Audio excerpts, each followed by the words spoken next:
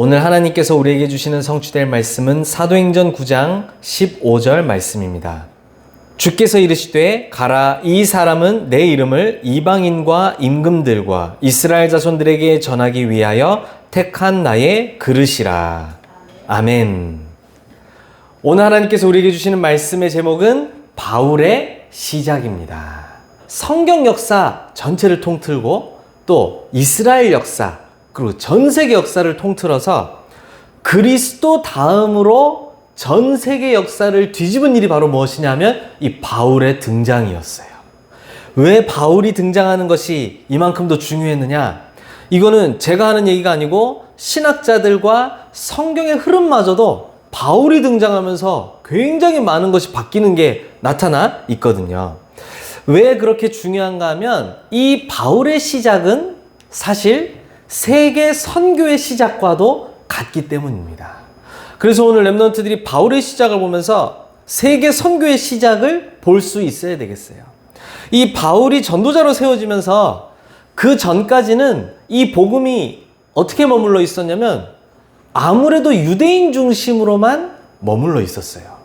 그리고 물론 하나님의 성령의 역사로 고넬료에게도 그렇고 뭐 다른 지역들의 저 빌립이 만난 그 사마리아 성과 그리고 또 저 에디오피아 넷이 이렇게 전달되기도 했지만 이 유대인의 율법과 전통과 제도라는 오래된 한계와 틀을 벗어나지 못하는 그 유대인의 율법이라는 것도 진짜 복음을 알게 하는 복음의 율법이 아닌 그들이 그냥 자기네들 그 선민 사상과 자기네들이 가진 틀린 사상에 부합하는 그 율법, 전통, 제도 여기서 복음으로 벗어났다라고 하는데도 요 한계를 잘 벗어나지 못하고 있는 상태였어요. 근데 바울의 사역을 통해서는 드디어 이 복음이 예수님이 말씀하신 그대로 모든 민족에게 증거되는 복음이 되었단 말이에요. 그뿐만이 아니고 예루살렘 중심으로 이 모든 사역이 딱 움직여지고 있었어요. 보이지 않게 그 틀이 쫙 있었거든요. 그런데 바울을 통해서 땅끝까지라는 부분이 성취되는 역사가 일어났어요. 지금도 비행기가 있어도 선교 여행을 다니는 게 힘들다라고 얘기할 수도 있는데 바울은 그 당시에 비행기도 없이 걸어 다니면서 3번의 선교 여행을 다녔던 것을 볼 수가 있습니다. 그리고 이 예루살렘 교회는 사도 중심으로 세워진 교회였어요. 그런데 저 안디옥 교회는 물론 바울이 막 처음에 찾아 세운 것은 아니지만 바울이 사역하면서 많은 역사가 일어났던 이 안디옥 교회는 평신도들이 중심되어서 일어난 아주 중요한 교회였어요. 그러니 이게 복음이 우리 산업의 현장으로 또 우리 성도들이 있는 현장으로 쫙 퍼져나가기 시작하는데 굉장히 중요한 역사의 전환점을 맞이하는 시간이 되었던 거죠. 왜 오늘 우리가 바울의 시작을 중요하게 보는지 아시겠어요? 저는 이 바울의 시작을 보면서 딱 그렇게 붙잡았거든요. 바울의 시작이 세계 선교의 시작이구나. 그 말은 나의 시작, 우리 랩런트 한 명의 시작이 237 5천 종족 복음화의 시작이라는 말씀이구나. 이게 단순히 바울의 인생 스토리를 한번 살펴보자 이 정도의 차원이 아니라 지금 학원 복음화 말씀 흐름 속에서 우리 뭘 보고 있냐면 자꾸 세계 복음화가 어떻게 흘러왔는지를 지금 저 애굽 시대 때부터 블레셋, 아수르, 아람, 바벨론 그리고 저 이스라엘의 유대인들과 사도들의 문제 이런 걸 통과하면서 지금 복음이 어떻게 흘러오는지를 하나님이 우리에게 보여주신단 말이에요. 이게 그냥 옛날 이야기를 확인하는 정도가 아니라 지금 이 시대에 하나님이 나를 바울의 시작 통해 세계 선교 시작되게 하셨던 것처럼 랩넌트 한 명의 시작을 통해 237 5천 종족 복음화의 시작을 우리에게 말씀으로 알리시는구나. 저에게 다운약으로 딱 붙잡혀졌거든요. 우리 랩넌트들이 오늘 바울의 시작 속에서 하나님이 나에게 준비하신 시작이 무엇인지를 분명하게 찾고 누리는 그래서 237 5천 종족 복음화를 미리 보는 최고의 축복된 시간 되기를 바랍니다. 자, 그러면 우리가 먼저 첫 번째로 봐야 될 게 있어요. 이 바울이 사실은 핍박자였는데 전도자로 그 인생이 완전히 바뀌게 되었거든요. 요 사건을 우리가 조금 오늘 그 바울의 진정한 시작을 보기 전에 한번 확인을 해야 되겠습니다. 이 바울이 원래 과거의 바울은 어떤 사람이었냐면 유대교 바리새인 출신의 율법으로는 책 잡힐 게 없는 사람이다 할 정도로 유대교의 아주 정확한 율법을 따르는 바리새인이었습니다. 그러면서 동시에 이 길리기아 다소 출신으로서 또 로마의 시민권을 가진, 그러면서도 그 당시에 최고의 학자라고 할 수 있는 가말리엘의 밑에서 공부한 문화생으로서 쉽게 말하면 엘리트 출신이었다고 우리가 볼 수가 있는 거예요. 그리고 이 교회에 대해서는, 그리스도인에 대해서는 굉장한 박해자였던 것을 볼 수가 있어요. 핍박자였어요. 그래서 저 사도행전 7장의 스데반이 그리스도를 전한다는 것 때문에 돌맞아 죽게 되었을 때 그 옆에서 그 죽음을 아주 마땅한 죽음이라고 여겼다라고 딱 바울의 모습이 딱 기록되어져 있어요. 그리고 그 다음에 이어지는 8장에도 보면 뭐라 그러냐면 그리스도인 남녀를 불문하고 이들을 잡아서 옥으로 집어넣기 위해서 굉장히 애썼던 모습을 볼 수가 있어요. 그래서 이 바울은 복음을 알기 전, 그리스도 만나기 전 바울은 그리스도인을 핍박하는 게 하나님을 위한 최고의 일이고 사명인 줄로 딱 붙잡고 있었던 거예요. 그러면서 자기 자신도 전혀 책 잡힐 일 없을 정도로 율법에 정통한 자, 바리새인이면서 또 지식적으로나 학문적으로도 그 배경이 굉장히 출중했던 사람이었던 거죠. 그러니 어떻게 보면은 굉장히 강한 자처럼 보이기도 하고 굉장히 뛰어난 사람처럼 보이기도 합니다. 그런데 강하게 막 공격하고 박해하는 사람처럼 보이지만 그만큼 거꾸로 굉장히 시달리고 답이 없는 사람이다라고도 볼 수가 있는 거예요. 그런데 이 바울에게 굉장히 놀라운 사건이 일어난 거예요. 바로 뭐냐면 바울의 인생 바꾸는 사건이 딱 일어난 게 된 겁니다. 오늘 우리가 사도행전 9장 다 읽지 않았지만은 사울이라고도 불리는 바울이 이 사도행전 9장의 초반에 보면요, 이 예수 믿는 사람들 남녀를 다 아주 예루살렘으로 잡아오게 하기 위해서 다메섹으로 가던 길이었어요. 그래갖고 저놈의 자식들 잡아 죽여야 됩니다 이러면서 이제 열심히 화내고 있는 모습이 지금 그림으로 딱 나오고 있는 거예요. 그런데 말이죠, 이 다메섹으로 예수 믿는 사람 핍박하러 가는 길에 부활하신 주님이 빛으로 바울에게 딱 나타나신 거예요. 이 3절에 보니까 사울이 길을 가다가 다메섹에 가까이 이르러 호련히 하늘로부터 빛이 그를 둘러 비추는지라. 땅에 엎드러져 들음에 소리가 있어 이르시되 사울아 사울아 네가 어찌하여 나를 박해하느냐 하거늘. 예수님이 하신 말씀이죠. 바울이 대답합니다. 주여 누구시니까? 나는 네가 박해하는 예수라. 이렇게 딱 말씀하시는 거예요. 부활하신 예수님이 빛으로 이 바울에게 직접 찾아오셔가지고 이 바울이 그 빛 앞에 완전히 무릎 꿇을 수밖에 없는, 그 빛은 태양빛도 아니고 형광등빛도 아니죠. 그렇죠? 세상이 흉내낼 수 없는 그리스도의 빛이 딱 바울에게 쫙 임하게 된 거예요. 거기서 바울은 땅에 엎드려져 주저앉을 수밖에 없었습니다. 그래서 이 바울이 예수님의 이야기를 듣고 일어나려고 그러니까 이제 눈이 안 보이기 시작하면서 다른 사람들의 부축을 받으면서 갈 수밖에 없었어요.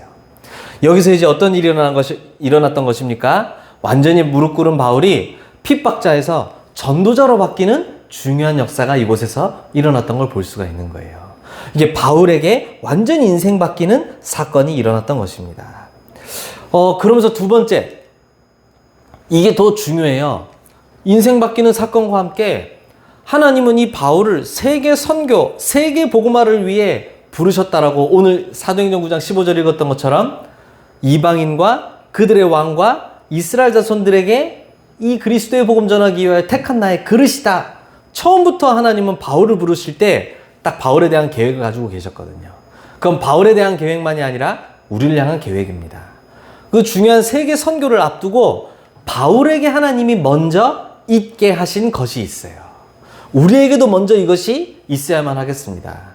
그게 과연 무엇일까요? 오늘 세 가지 잘 붙잡고 가야 됩니다. 세계 선교할 바울에게 하나님이 먼저 있게 하신 것, 렘넌트들에게 먼저 꼭 있어야 될 것, 그 첫 번째가 바로 무엇이냐 하니까 그리스도를 통한 근원 치유, 이것이 우리에게 가장 먼저 있어야 될 것이라고 말씀하는 거예요. 아까 우리 그림 봤지만 바울이 다메섹이라는 곳을 향해서 이제 걸어가고 있었잖아요.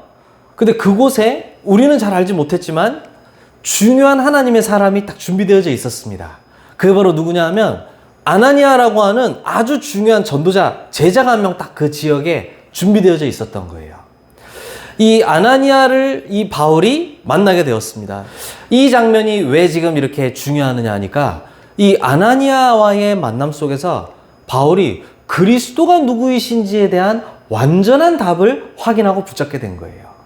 아까 잠깐 얘기했지만 유대교에 능통한 바리새인이다 라고 얘기했는데 그 얘기는 무슨 얘기냐면 성경이 무슨 말씀을 하고 있는지를 잘 알고 있는 사람인 거예요. 근데 아쉽게도 성경을 그렇게 잘 알지만 그리스도만 누군지 모르고 있단 말이에요. 바울이 그리스도를 몰랐기 때문에 본인은 갈급함 속에 있었단 말이죠. 그런데 그리스도의 제자라고 볼 수 있는 중요한 그 현장의 전도자 아나니아와의 만남 속에서 이 바울이 중요한 말씀들을 듣게 되는데 왜 예수가 그리스도이어야만 하는지, 그리스도가 어떠한 일을 하셨는지 이 그리스도에 대한 확실한 인생 답을 딱 얻게 된 거예요.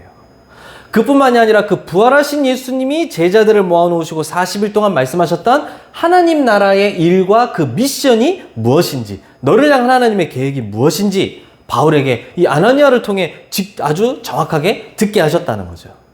그리고 그 예수가 그리스도이심을 믿고 구원받은 하나님의 자녀에게 약속하신 세계복음화를 위한 성령 충만이 무엇인지까지 중요한 그리스도 하나님의 나라 오직 성령이라고 하는 성삼위 하나님의 비밀과 복음의 비밀을 이 바울이 그 자리에서 듣고 완전히 인생 변화되고 인생 결론 내리는 중요한 축복의 시간이 있었다라는 거예요. 그걸 보고 뭐라 그러냐면 근원 치유라고 이야기를 하는 거예요. 우리는 근원적으로 멸망할 수밖에 없었거든요. 사단과 죄와 지옥에 갇혀서 심지어 바울처럼 저 유대교의 그 하나님의 말씀을 바리새인들이 줄줄 외우고 있었던 것처럼 너무나도 많은 말씀을 알고 있었다 할지라도 그리스도 알지 못하면 사단, 죄, 지옥에서 벗어날 수 없는 인생이었는데 바울에게 오늘 그 축복이 탁 일어나게 됐다는 거예요. 바울에게 세계 선교 본격적으로 하기에 앞서서 먼저 주셨던 것 중에 첫 번째가 바로 무엇이냐면 그리스도 안에 있는 근원 치유, 그리스도가 누구인지, 그리스도가 아니면 왜 안 되는지, 그리스도에 대한 완전한 인생 결론을 먼저 하나님께서 주셨다라는 거예요. 그러면서 두 번째입니다.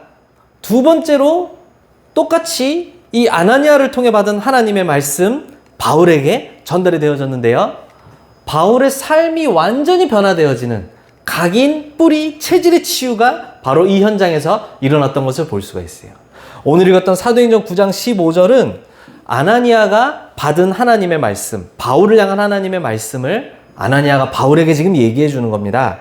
주께서 이르시되 가라, 이 사람은 내 이름을 이방인과 임금들과 이스라엘 자손들에게 전하기 위하여 택한 나의 그릇이라. 바울을 향한 하나님의 계획이 무엇인지, 바울이 자기 인생을 향한 하나님의 계획을 말씀 통해 정확하게 붙잡게 된 거예요. 지금까지 내 삶은 유대교 바리새인으로서 아주 율법에 하나도 흠없는 삶으로, 그러면서 많은 학문과 지식을 가지고 또 로마 시민권과 또 길리기아 다소의 배경을 가지고 그런 수많은 배경들과 남들이 부러워할 만한 것들을 왜 가졌는지 알지 못했는데 그리스도 안에서 내 삶의 이유와 모든 것이 바뀌게 되었어요. 그 모든 좋은 걸 가지고 그리스도 믿는 자들 핍박하는 데 쓰이던 인생이 이제는 이방인과 임금들과 이스라엘 자손들에게 복음을 전하기 위하여 택한 나의 그릇이라면서 내가 이 세계복음화의 일꾼으로 부름받았구나. 보좌의 미션이 무엇인지, 내 인생의 여정이 어디로 가야 되는지를 분명하게 답을 찾게 되었다라는 거예요. 우리의 근원이 치유되어져야만 우리의 삶이 치유되어지는 거예요. 우리의 모든 잘못됐던 각인 뿌리 체질까지도 세계복음화를 위한 새로운 각인 뿌리 체질로 완전히 바뀌어지는 역사가 일어나게 되는 거예요. 그리고 어떤 일이 일어납니까? 이 축복을 가지고 걸어가는 모든 현장에 재창조의 치유, 생명 없던 사람들이 생명 얻게 되고 종교에 빠져있던 사람이 생명의 복음을 받게 되고 지역이 복음화되어지는 재창조의 치유가 바울이 가는 곳마다 일어나게 되었던 거예요. 이 바울에게는 사도행전 9장에 부활하신 예수님을 만나서 내가 세계복음화할 사람으로 부름받게 되었구나 라는 걸 딱 알게 되고 나서 저 사도행전 11장 지난주 우리 말씀 봤던 안디옥 교회에 딱 이제 사역자로 오게 돼가지고 1년 동안 말씀을 증거하면서 이 많은 바울을 통해 세워진 사람들이 그 지역에서 그리스도인이라 일컬음을 받게 되는 축복을 누리게 되었습니다. 근데 여러분들은 잘 모르지만 사도행전 9장, 10장, 11장 종이 몇 장 넘기면 금방 넘어가는데 사도행전 9장에서 안디옥 교회가 세워져서 안디옥 교회로 사역가는 그 시간표까지가 한 10년의 시간 정도 있는 거예요. 이 바울은 그 10년의 시간 동안 어떠한 일을 당했느냐? 바울이 갑자기 전도자가 되니까 유대인들 중에 예수 믿는 사람들이 볼 때 너무 의심스러운 거예요. 어제까지 전부 다 끌어다가지고 감옥에 넣으려고 그러고 예수 믿는 사람들 다 잡겠다고 하던 사람이 갑자기 막 예수가 그리스도라는 사실 막 회당마다 다니면서 증거하고 다니니까 너무 이상한 거 있죠. 또 동시에 유대인들인데 그리스도인 아닌 사람들 있잖아요. 저 인간이 미쳤나 갑자기 왜 저래? 같이 핍박하더니 왜 저래? 이러면서 양쪽으로 계속 치어다니면서 막 박해당하고 바울이 어려움을 당하는 거예요. 그래서 좀 이런저런 지역으로 좀 떨어져 있으면서 아마 우리가 볼 때에는 이 개인적으로 복음과 기도와 전도에 대한 아주 집중적인 훈련의 시간표가 있었다라고 많은 신학자들이 보고 있습니다. 참 중요한 응답인 거죠. 그렇죠? 그 준비된 이 바울이 이제 안디옥 교회에 바나바의 부름을 받고 딱 중요한 말씀 증거하는 전도자로 딱 오게 되었는데 거기서 이제 많은 무리들을 가르치면서 이 제자들이 그 지역에서 그리스도인이라 일컬음 받게 되는 중요한 축복된 역사가 일어났던 거예요. 이정표 세우는 재창조 치유의 역사를 누리게 되었다라는 것입니다. 이제 그게 시작이 되어서 다음 주에 보겠지만 이제 선교사로 파송되어지는 중요한 역사가 일어나게 되는 거예요. 제가 지금 사도행전의 어려운 부분을 얘기하는 것처럼 보일 수도 있겠지만 우리 렘넌트들이 반드시 봐야 될 바울의 인생 스토리이며 하나님의 역사입니다. 하나님이 우리 렘넌트들에게 지금 하실 일을 우리에게 말씀으로 주시고 계시는 거예요. 세계 선교, 이제 선교사로 파송받는 그 본격적 사역 전에 바울에게 하나님이 먼저 있게 하신 것 세 가지. 근원 치유, 각인 뿌리 체질 치유, 그리고 재창조 치유. 요거를 말을 조금 바꿔보도록 하겠습니다. 저 근원 치유를 뭐라고 볼 수 있냐면 우리의 망대를 바꾸는 치유가 가장 먼저 있었던 것이다. 완전 인생의 근원, 망대 바뀌는 치유가 바울에게 일어났던 거예요. 하나님은 이 치유를 우리 렘넌트들에게 주실 줄로 믿습니다. 그렇게 되니까 바뀐 망대를 누리고 있을 때 하나님이 나에게 준비하신 여정을 찾게 되는 치유가 일어나게 되는 거예요. 바울에게 하나님이 분명하게 주셨던 사도행전 9장 15절의 말씀이 내가 걸어갈 보좌의 여정, 보좌의 미션이구나 바울에게 딱 붙잡혀졌던 거예요. 우리 렘넌트들에게도 이 보좌의 여정, 보좌의 미션이 붙잡히게 되기를 바랍니다. 반드시 하나님이 준비해 놓으셨다라고 말씀하고 있어요. 그걸 찾고 그 여정을 걸어가는 자가 가는 곳마다 승리의 깃발, 이정표 세우는 축복을 누리게 되어지는 거예요. 그래서 우리가 망대, 여정, 이정표 이것을 말씀으로 매주 확인하고 있고 이걸 기도 속에서 확인하고 있는 것입니다. 이게 우리 바울에게 일어났던 일인데 우리 렘넌트들에게 먼저 있게 하고자 하시는 하나님이 주신 최고의 축복입니다. 그래서 마지막 결론입니다. 렘넌트들이 꼭 알아야 될 것은 이 일이 바울에게 일어났던 그 일 말이죠. 그게 지금 나에게도 일어나는 일이라고 하나님은 말씀하고 계시는 거예요. 나에게도 지금 바울에게 일어났던 그 일이 일어나고 있고 일어나길 원하신다라는 거예요. 바울에게 일어났던 그 일이 어떤 일입니까? 아나니아와의 만남. 그렇죠? 지금 우리 렘넌트들이 교사 선생님들을 만나고 저를 만나고 담임 목사님을 만난 것이 그냥 사람을 만난 것일 수도 있겠지만 이게 만약에 아나니아와 바울의 만남이라고 하면 굉장히 중요한 만남이 되는 거겠죠. 그렇죠? 아나니아라는 사람은 바울 한 명 세웠는데 전 세계 복음화되는 제자를 세우는 일이 되었어요. 왜 하나님이 아나니아에게 바울을 붙이셨을까요? 그렇죠? 왜 하필 바울이 다메섹이라는 지역으로 향해서 가고 있었을까요? 그곳에 아나니아라는 제자가 딱 준비되어 있는데 하나님이 바울에게 작업하시고는 딱 그 사람을 누구에게 붙이셨어요? 아나니아에게 딱 붙이셨다 이 말이에요. 그렇죠? 만약에 우리 저와 여러분들의 만남이 아나니아와 바울의 만남이라면 말이죠. 이게 놀라운 세계 선교에 일어나는 시대적인 만남이 되어지는 거예요. 또 우리 렘넌트들이 아나니아처럼 여러분들의 현장에 서 있으면 또 바울과 같은 제자들을 하나님이 우리 렘넌트들에게 붙이시겠단 말이에요. 그뿐만이 아니죠. 하나님이 우리에게 준비해 놓으신 망대, 여정, 이정표가 반드시 있어요. 이것이 세계 선교 시작 이전에 먼저 있었던 것이에요. 이게 우리 렘넌트들에게 먼저 딱 있도록 하나님은 준비해 놓으셨다고 말씀하시는 거예요. 이걸 누리는 기도 속으로 들어가는 것입니다. 그때 우리 렘넌트들에게 오늘 말씀 주셨던 세 가지 치유가 일어나게 되는 거예요. 근원 치유, 각인 치유, 그리고 모든 만나는 곳, 만나는 사람, 현장들마다 변화되는 재창조 치유가 일어나게 되는 거예요. 그럼 이 일들을 어디서 나는 누릴 수 있습니까? 우리 렘넌트들이 언약 붙잡고 집중 속으로 들어갈 때에 이 응답들이 여러분들의 것으로 오게 되어져 있습니다. 지금 하나님은 바울을 만나셨던 것보다 더 큰 성령의 역사로 지금 우리 렘넌트들과 함께하고 계시거든요. 그걸 누리는 집중 속으로 들어가는 거예요. 그리고 하나님이 반드시 우리 렘넌트들에게 준비해 놓으신 망대, 여정, 이정표가 있어요. 반드시 하나님은 우리 렘넌트들을 향하여 계획 가지고 계세요. 그래서 우리 렘넌트들에게 바울의 시작이 곧 세계복음화의 시작이었던 것처럼 우리 렘넌트의 집중, 이 렘넌트의 시작이 곧 237 5천 종족 복음화의 시작이에요. 이 축복을 누리는 주역 되시기를 예수님의 이름으로 축복합니다. 기도하겠습니다. 사랑하는 하나님 감사합니다. 오늘 우리에게 바울의 시작을 통한 세계 선교의 시작을 보게 하신 하나님 감사를 드립니다. 우리 렘넌트들에게 동일하게 역사하셔서 우리 렘넌트 한 명의 시작이 237 5천 종족 복음화의 시작됨을 보게 하여 주시옵소서. 세계 선교 시작 앞서 있었던 세 가지 망대 여정 이정표가 우리 모든 전도자들 렘넌트들에게 완전한 나의 것으로 발견되고 붙잡히게 하여 주시옵소서. 예수 그리스도의 이름으로 기도드립니다. 아멘.